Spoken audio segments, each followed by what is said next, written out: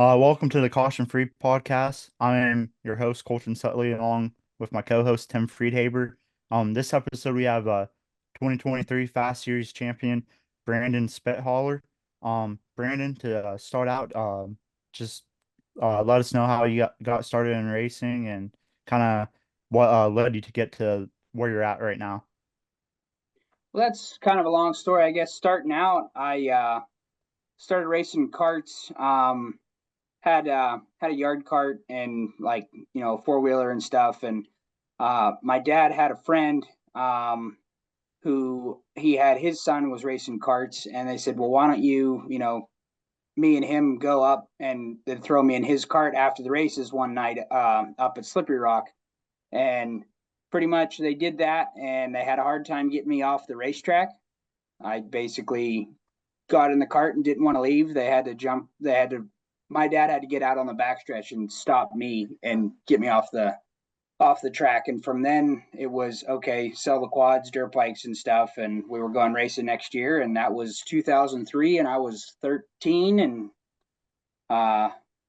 it kind of evolved from there. It started out with a lot of help from my dad and my mom and my family. And all racing all through. We ran karts for 3 years and was pretty successful with that, with dirt stuff around Western PA and Eastern Ohio a little bit. And then we actually bought. That was back when Sharon, the Blaneys, and the Wellers and Carillas and everybody up there, they started that. It was originally called the Green Flag Sprint Series. Then it turned into the Limited Sprint Series. It was basically a 5.3 spec, essentially a spec 305 class prior to Rush. Spec wing package, spec shocks. And originally we bought the car. My dad bought the car in the off season, and I was still 15. And so the rules in going into the off season, there was an age limit of you had to be 16. So we thought we were running go-karts one more time. And he got the car. We went through it, tore it down. It, took a fair amount of work. And it was just around the first of the year, they came out with a new rule package and they lowered the age. So we hurried up and kind of hedged our bets a little bit and sold the kart stuff, and kind of overextended us a little from the get-go. But we won our first race. I can remember the date because it was 7/7 of 07, and it was before I had a learner's permit to drive a car on the road. From that, we ran. We won a couple of races the first year, couple races the second year. Almost won the championship in 08. We got Rookie of the Year in 07. Then we did win a few more races in 09, and we did win the championship for limited sprints. And by that time, I kind of had an interesting story of how I got into a 410. Couldn't be thankful enough. I owe a lot to my career to Tom Berkey. We'll probably discuss that a little bit today. Outside of my family, he's been my biggest backer still to this day. And that all started, had a local photographer that to this day, I don't think he ever wanted to be named, but he helped me out considerably. We split a ride. We went 50-50 on renting a ride for the Chili Bowl. This would have been in January of 09, because at the time, my dad had wanted to, he wanted to downsize and kind of save for retirement.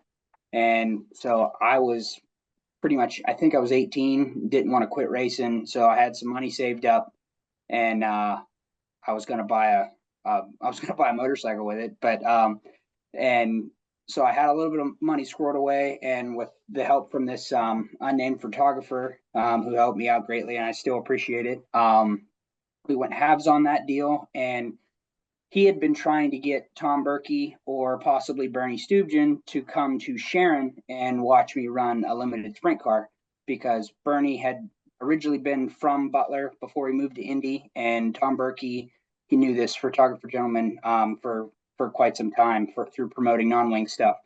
And they never had time. Obviously, people are busy. And so when we showed up with a rented Ellis midget in 09, me having driven nothing but essentially a winged 305 to jump into a non-wing midget at the Tulsa Expo Center with no experience with anything that horsepower to weight. He kind of saw us and went, why did you do this? This seems like a terrible idea. And it was enough to, long story short, I had a little bit of trouble in a prelim night heat race, but that put me in a C and we passed a lot of cars. Actually came from the tail, came from 14th to 5th and missed it by one. But he watched that race, and from then on, he'd kind of been watching me. Unbeknownst to me, we left Tulsa in what that'd be January. He, Tom Berkey, had reached out to my father, and I didn't know until halfway through the season. He said, "Well, just run." All I knew is my dad didn't want to quit; he'd run one more year, and so what Tom Berkey had told my family is if I run one more, keep me in a limited sprint for one more year and he'll put me in a 410. And so since what and then I learned of that in August or September of 09, tagged the field a couple nights at Sharon, the night we won the championship with the limited car.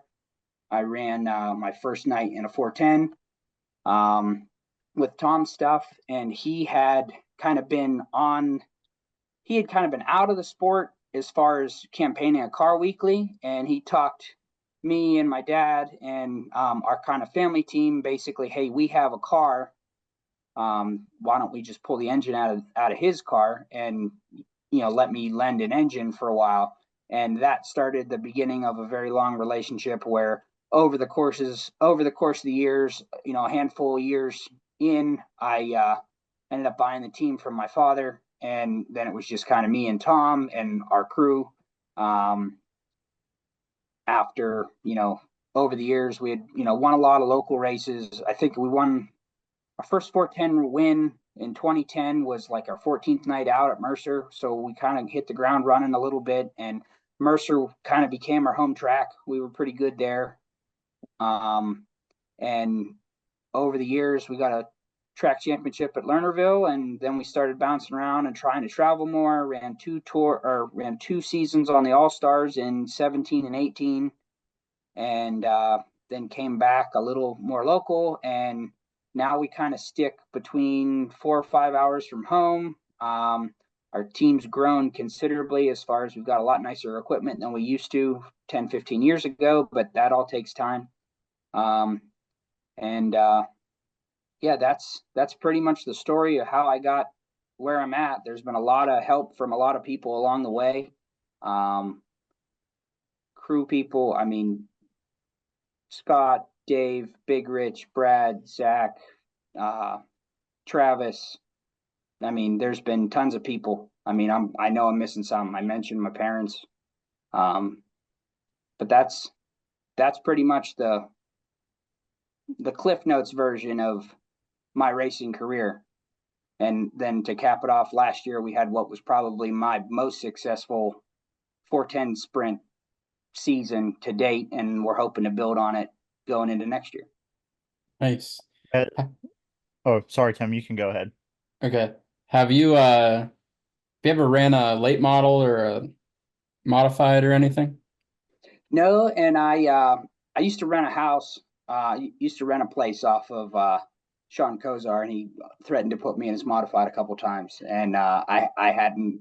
It never worked out, and my father-in-law, he has since sold his late model stuff. So, yeah, the opportunities didn't quite work out, but I mean, I don't know if I'd be super competitive in it, but I'm not going to say I wouldn't try. Right. I mean, it'd be a learning experience, that's for sure. You're pretty damn good in the sprint car. So, I prefer sprint cars over anything else. So I'm glad that you got it. You're sticking with the sprint cars and not moving into something else, especially with how competitive you are around our area. For sure. So I did a little bit of research. Well, and I also follow Master Gassers, the Steve Thornton does that, and I read the article that he did on you. I think that was beginning of January, but I remember hearing about this, and then once I saw it in the article, I wanted to ask about it. But how was it in 2021 against the Outlaws at Attica? You were second quick, and you I think if I remember correctly, you won your heat race and got second in a dash, and you led the opening lap of the feature. Just how was the feeling like? How was your feeling of not night competing against the best and doing so well? It was a really cool experience. It was definitely a learning experience. I mean, up until the second lap of the A, it was kind of like a dream come true, and then it came crashing down pretty quick. I don't think we necessarily had the car to win the race, but I figure we probably would have stayed in the top 10, all things considered. But given it's sort of a racing deal, I took it. It it was probably a clean deal with me and Sheldon. It was just literally probably inexperience on my end of how hard those guys race lap in and lap out to be leading an outlaw show, having at that time not done it. Up until that point, I mean, it was a move that I would have expected on lap 39 of 40, not lap 2 of 40. I was expecting the same kind of grace that I received the first lap, and I didn't get it the second lap. He left what I thought was the door open, and I put a car there, and he slid up. And next thing I knew, I had nowhere to go but jump the cushion and spin out. So, but overall, I mean, we definitely got lot of good publicity out of it. The had a really fast race car. To be, it was sort of a David versus Goliath moment as far as size of teams, and I mean, those guys. Anytime you're racing with the World Outlaws and be that competitive, it's something to hang your hat on. And I mean, to this day, we still make sure we show up to both Attica Outlaw shows and try to get to all the Outlaw shows within, like I said, 4 or 5 hours of home. Because at this point in my career, I think we've gotten to the point where it's it's not so much like 10 years ago it was hoping to make the show. Now we're hoping to, make the show and have a good performance, run in the top 10, and have a shot to maybe make the dash and make some noise one day. So Colton touched on it a bit, but what would you say your like biggest racing accomplishment has been like so far in your career? I mean, last year we had a really good season. We managed to, we amassed 8 wins and the Fast Championship, and that took a lot of consistency. We hadn't, I'm going to say this out loud, and we'll probably tear up a bunch of stuff up. We haven't torn a car up in over 2 years. As far as I haven't had to tear up a top wing.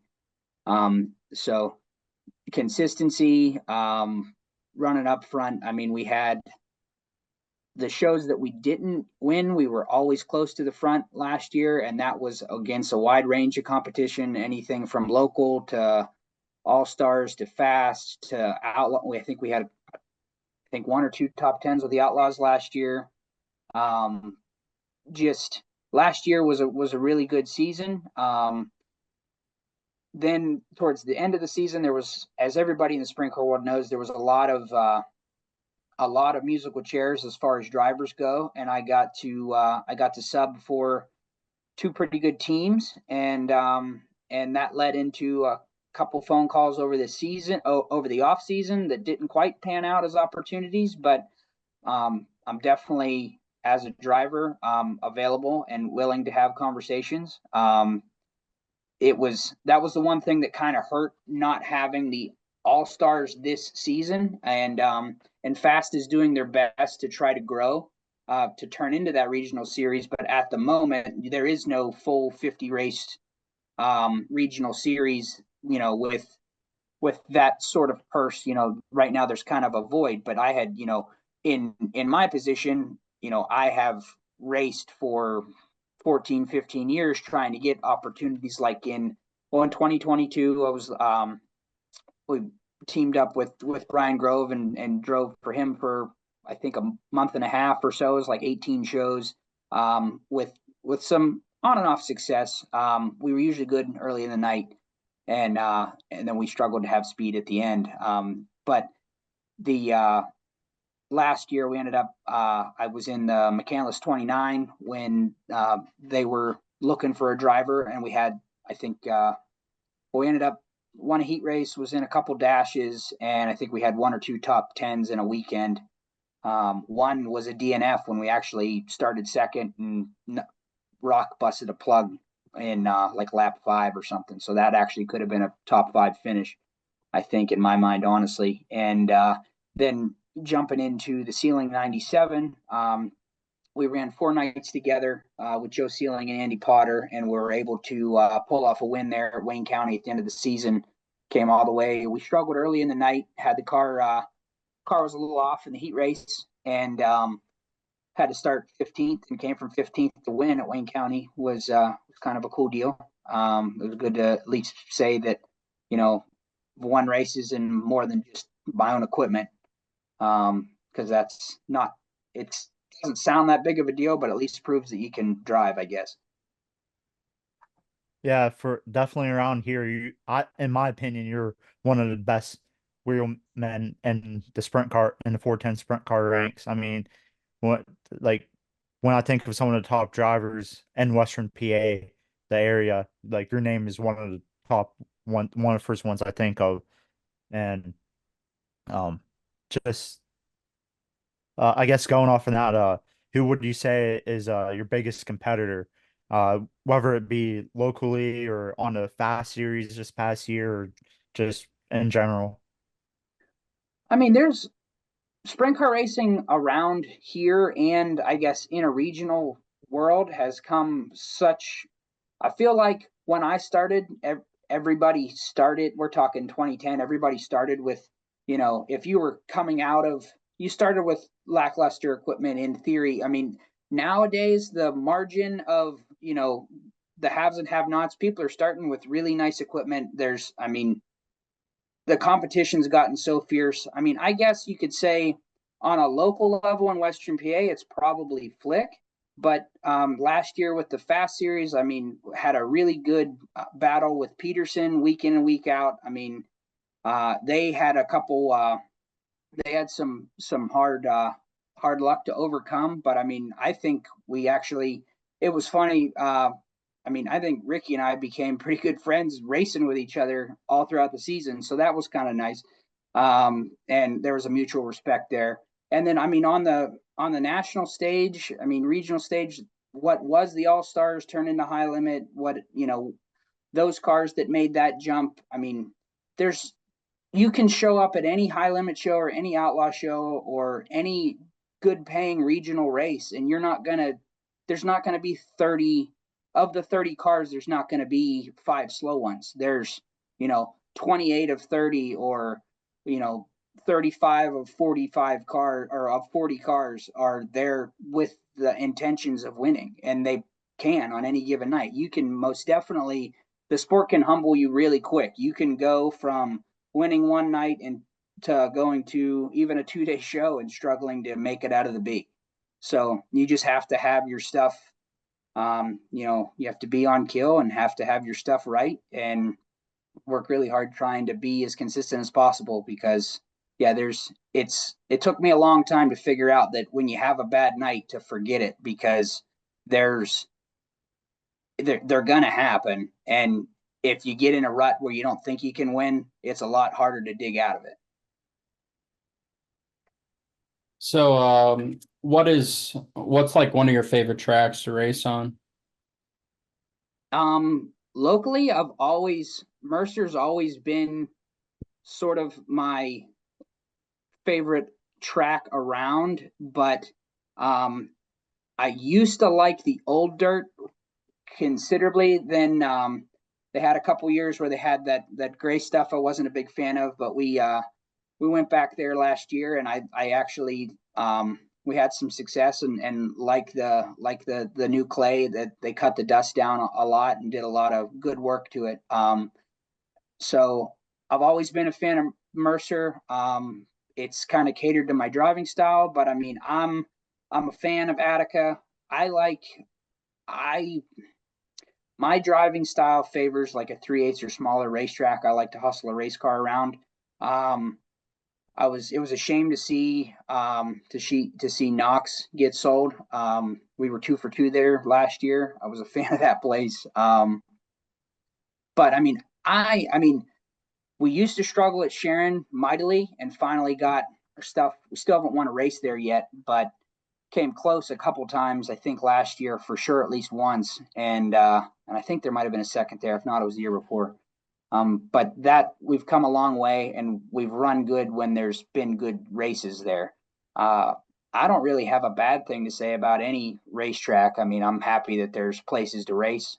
There for a couple of years, we were pretty consistently good at Tri-City. But I mean, we got 2 wins at Wayne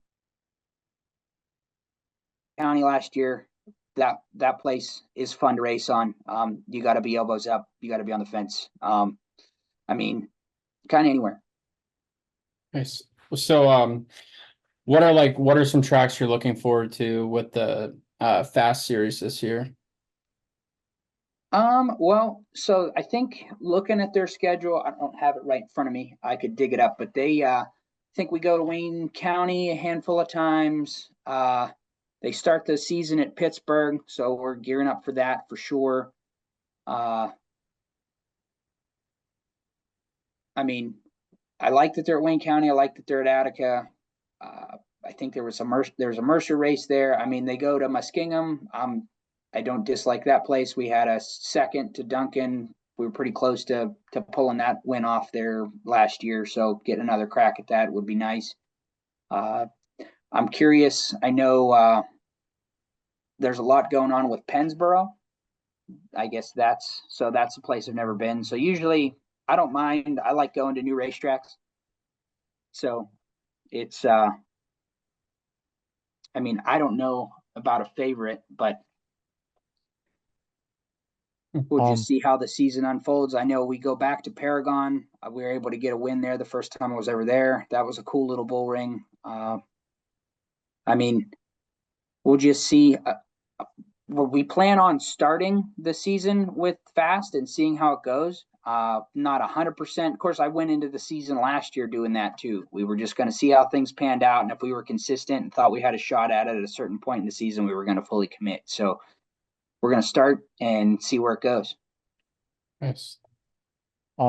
So are there any tracks that are like on your bucket list that you'd love to get to someday? Been lucky enough to race at Knoxville, raced at Eldora, been out, haven't got to run the nationals yet. We either need to set aside, it's not wise to just go there to say you're going to run the nationals. If you plan on running the nationals, you better set aside a couple weekends to go out and be as prepared and as good as possible at that place. I mean, that's quite an event.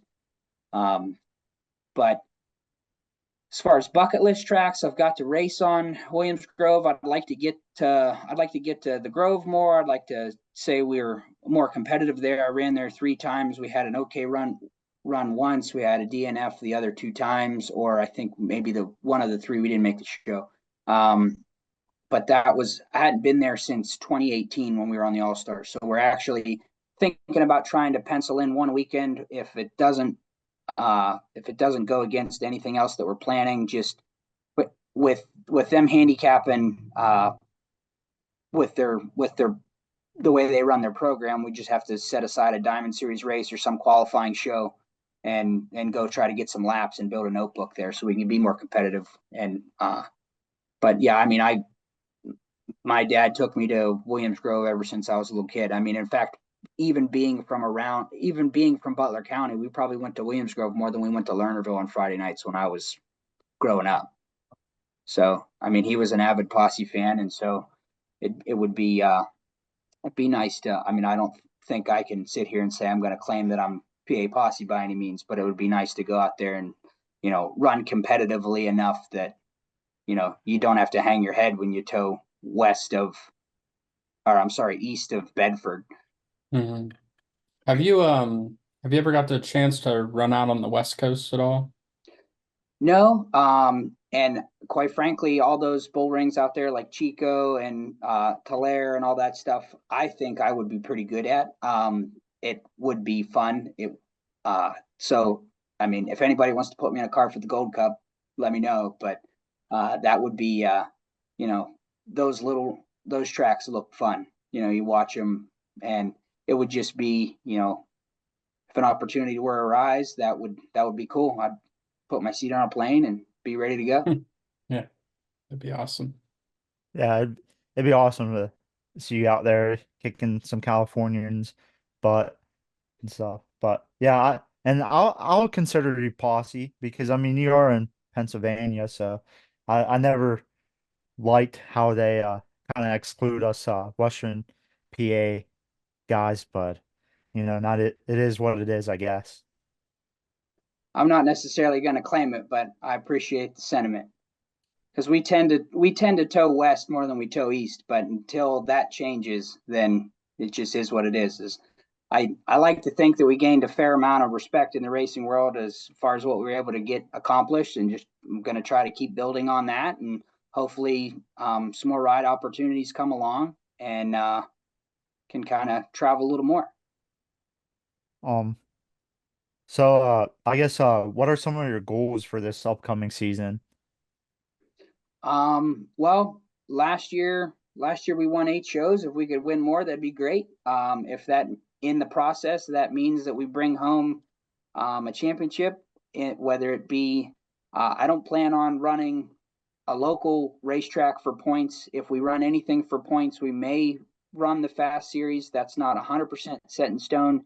Um, that it looks like I have it penciled in, barring any issues. We're going to try to run all of Ohio Speed Week, and we're going to try to run all of Western PA Speed Week. So those are a pair of titles that we could, you know, put some, you know, hang that up as Mhm. something as we want to, you know, put on the bulletin board and go for. And outside of that, it's just trying to be consistent and stack wins.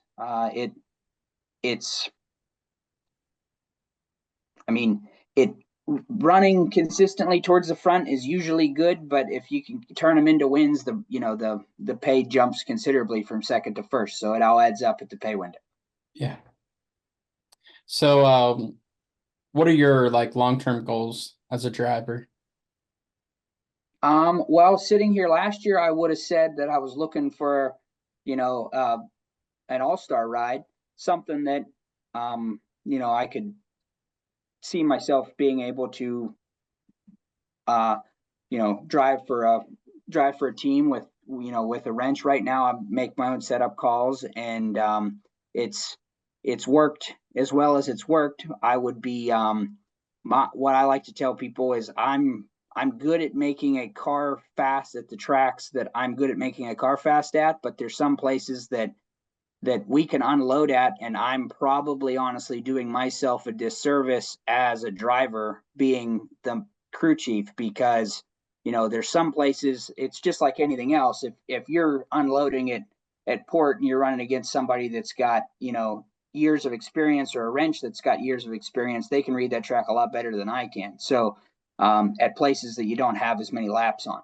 So I think ideally the next step in my career is trying to showcase my talent enough that it opens the eyes to a team, and they want to put a deal together where they got a mechanic, and we can kind of gel and work well together, and travel some. So all within reason, and go from there. Because like I said, I think I'm, and that's not to say I'm not going to increasingly try to get better at the places I struggle at. That's the name of the game, but that takes time. So we'll just keep working and trying to make my stuff as good as we can, and go from there. Um, how has the switch to the new Hoosier tires been? I honestly didn't. I know I've heard mixed feelings. I know there's some drivers that claim they hated it. I didn't mind it. We won shows early in the year on the H tire. We won while they still had the grace period. I think I want to show that we had a H left rears and D15s on the right rear still, or with the new tire on the right rear, while we were trying to burn off some lefts that we had from the year before. and then we won some races on the D15, the new tires. So I think, I mean, the sidewall, the tire changed the car a little bit, but I don't think it wasn't like throwing your notebook out the window. I mean, you had to make a couple slight tweaks to what made your car fast. And I mean, to some extent, I'm sure it probably fits some drivers' driving style and hurt others. I mean, I'm not to say that's not the case. You can walk through the pits and there'll be, I mean, 15 different guys that have completely different setups under the car and can race side by side for first and second. It's amazing when you actually find out that, what works for you doesn't necessarily work for 3/4 of the other people you're racing against. So, what do you think about the what do you think about like the Outlaws and the high limit split this year? I guess All-Star and high limit split too. I think so. I think this year there's going to be a void. I think overall it hurt regional teams. It hurt any team that didn't have enough money to latch onto the high limit tour or had prior commitments. It wasn't able to just necessarily race 100% for a living. The teams because I mean, there's not just myself. I mean, we did run the All-Stars for a couple seasons, but we hadn't in the past handful of years. But I mean, teams like, I would assume, like the 97 or Brian Grove's team, or, your good size regional teams that still, I mean, you're talking owners that have, businesses and commitments. They have money to play with racing and do great things with it, but they're not able to say, hey, okay, we're going to just haul off and run 60 shows across the country kind of thing. Not without corporate sponsors and backing and so forth. So right now, I think there's a little bit of a void. There's some local racetracks purses have increased. The Fast Series purses have increased, and I think they're still trying to grow further. But I think I think no matter what, the scuttlebutt, I mean, as far as the rumors is that by next season, whether it's a series that exists already growing or a new series that starts up, I think there'll be something to try to fill that void. Because I think for everything, I think the high limit series is going to do great things getting new fans into the sport. I mean, what Brad and Kyle did, they're going to get new eyes on dirt track racing, and that by all means is definitely going to grow the sport as a whole. But I think what it did do is it kind of hurt some of the teams in and around my position, like the bigger local teams or the smaller regional teams, so to speak. They don't have, and local racetracks are doing everything they can to, pay the purses that those teams are acting like they need to, to leave the house to have a place to race that isn't necessarily a weekly show at a certain racetrack repeatedly. Going off of that, I guess like race format wise, like did you prefer how like the All Stars did it, where they did the invert, or do you prefer more of like kind of like how the Outlaws do it, where it's like straight up on qualifying times and where you finish in the heat races? I've always been a little bit in favor of the invert, especially starting out, as I wasn't as good at qualifying. And I'm not saying I'm great by any means, but I've gotten better. And so we can qualify pretty decent, but still, if you show up at an outlaw show, you have to have, I mean, your stuff perfect to try to time trial with those guys. And when they start, when the outlaws show starts straight up, that's pretty difficult to, even like the All-Stars, we could pretty much qualify and make their invert most, not saying 100% of the time, but if we had a good night, we were going to make the flip and have a shot at trying to make the dash, or at least make the show, and feel confident that we weren't going to be that far out of the dash cars, and we can have a good finish and finish up in the money somewhere. But with the Outlaws, or even now like the high limit shows. Like last year we went out to Wayne County. There was 60 cars, something like that, and qualified not all that great. I think we started seventh or eighth in the heat, and they took took three or took four. We made it to fifth, missed it by one. Had to start sixth in the B, made it to third.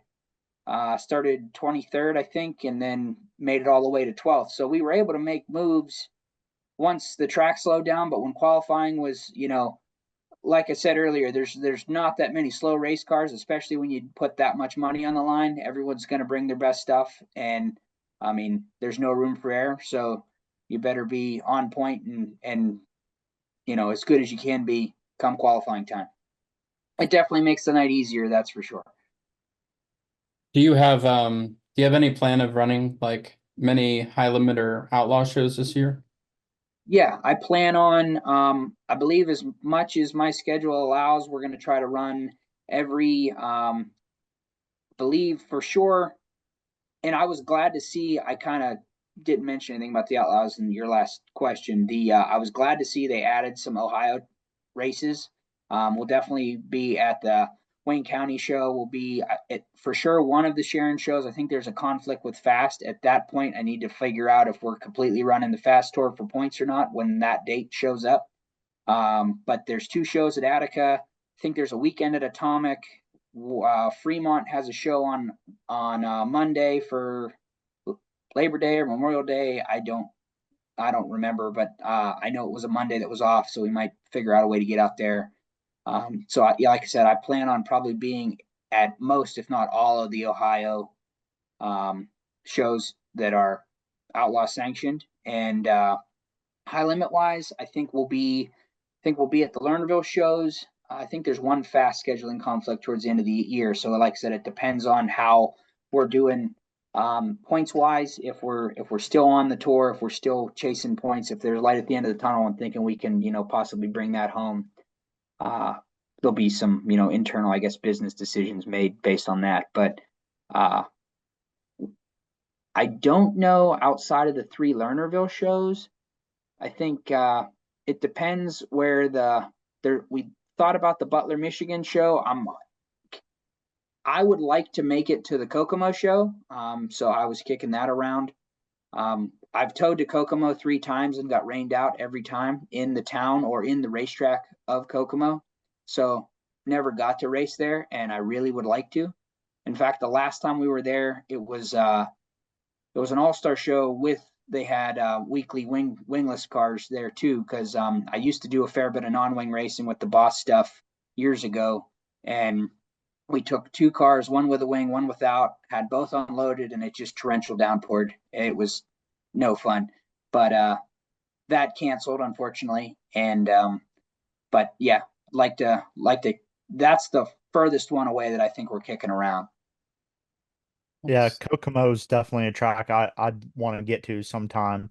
It always seems like it puts on really good racing, and it's a badass little bull ring. And with how you said you prefer the smaller, tracks where you'd probably do really well there.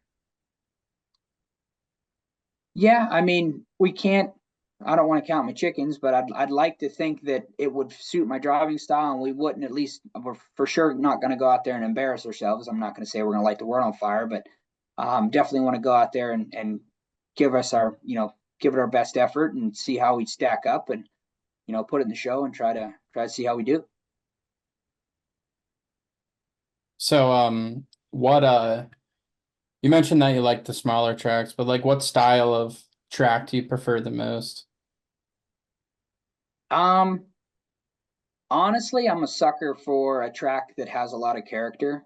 Usually if there's some ruts or some holes or something that most people don't like, that's my favorite racetrack. I say that, and I've spent years trying to get better on smooth, dead slick surfaces, and I'm better than I've ever been on them. We've come a long way at places like Sharon or even Lernerville. There's when you race on a 17, 18-second Lernerville racetrack, there's not much slicker than that. Or maybe, Fremont when it gets slow and slick. We've gotten a lot better on those. We've had good runs and got some wins in the slick as well. But I tend to, I guess, maybe be dumb enough or ballsy enough to try to perform quite well on a rough racetrack. Yeah, so you probably like Tri-City a little bit then.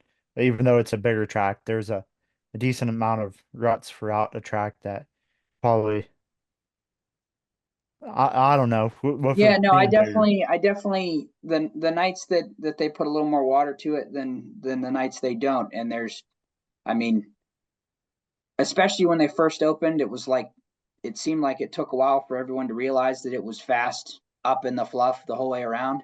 And there was nights that we could put four in the fluff and just go to town and have some really good finishes. So yeah, I definitely am a fan.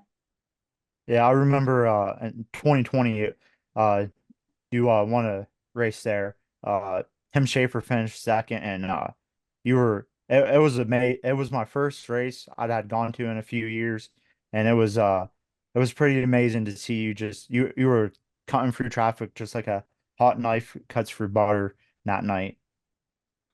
Yeah, it was. Yeah, I remember that night. It was a good run, and I talked to Shafe since then, and he said he was running as hard as I was for most of the race, and then he said, if I was gonna run that hard and not wreck or run into something, then I deserve to win. He's like, I'm just gonna save my stuff and make sure that the car's still there at the end. And had thrown caution to the wind and was, come hell or high water, was gonna try to say I beat Tim Schaefer straight up, but no, he's a good guy.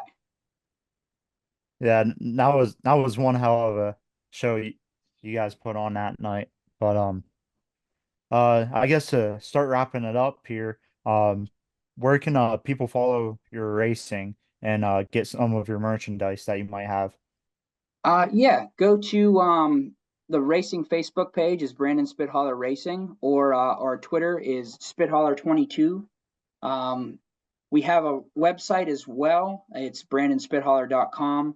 Currently, the preferred way for you to purchase merchandise is just messaging the Brandon Spithaler Racing Facebook page. And basically, if you send what you would like, size of the shirt, color of the shirt, etc., hoodies, stickers, hats, you name it. It's all on our website, and it's also listed on the Facebook page. If you message that in an email, we'll send you an invoice and ship the shirts. Or at your local racetrack, we'll definitely always be set up. We'll always have stuff at the trailer if you're in the pits. At most tracks, we try to find a way to get set up to sell stuff.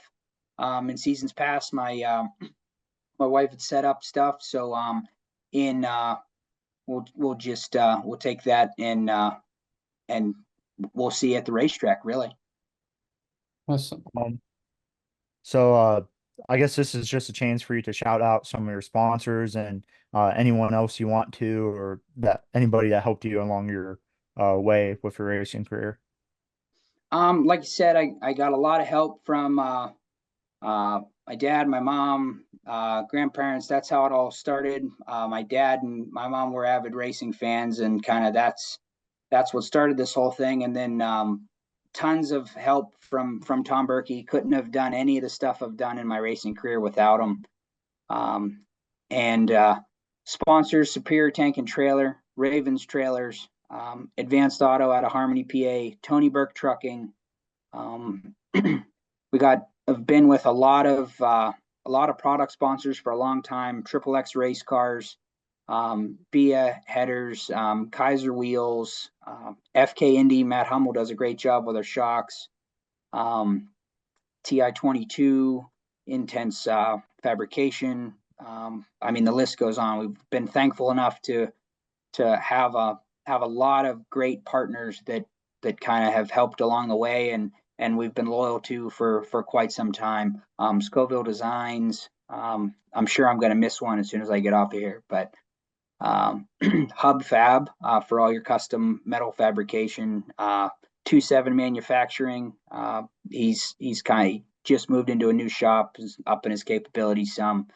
Like I said, lots of people have helped me out. Crew over the years, it's kind of changed, but there's been a lot of great people that helped me out to get me where I am today and continue to help now. Awesome. Yeah, well, thanks for coming on again. Yeah, thanks. No, I appreciate you having me. Thank you very much.